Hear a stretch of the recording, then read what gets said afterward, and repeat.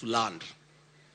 We join the people of this county and other Kenyans in celebrating the gallant men and women who put their lives on the line to attain our freedom and restore our dignity. Your Excellency, we celebrate these men and women because they believed in the power of Africans in defining their destiny in socio-economic transformation. Kiongozi wetu, leo ni siku yako. Mimi nilikuwa hapa siku ya Jumatatu na nikapata nafasi ya kuongea na watu ya Kericho.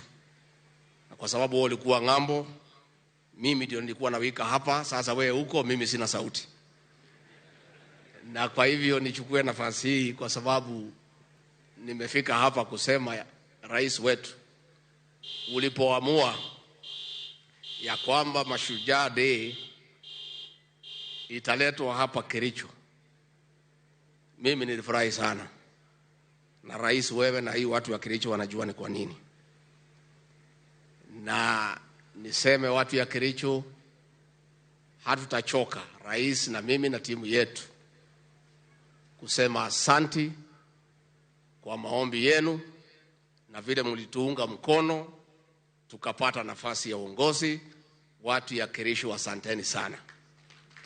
Pia kabla nimwalike rais, pia nipongeze watu ya Kericho kwa sababu mlitupatia kiongozi chupavu, leader of the majority in the Senate, the Honorable Aaron Cheriot, ambaye anatusaidia pale na rais, na hata zile sheria rais ameidhinisha jana, yeye na viongozi wa Senate walichangia kiwango kikubwa.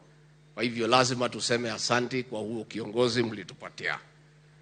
Bila kuongea mengi, ningeuliza hizi nyote msimame munisaidie kwa shangwe na vigelegele kumkaribisha rais wa Jamhuri ya Kenya.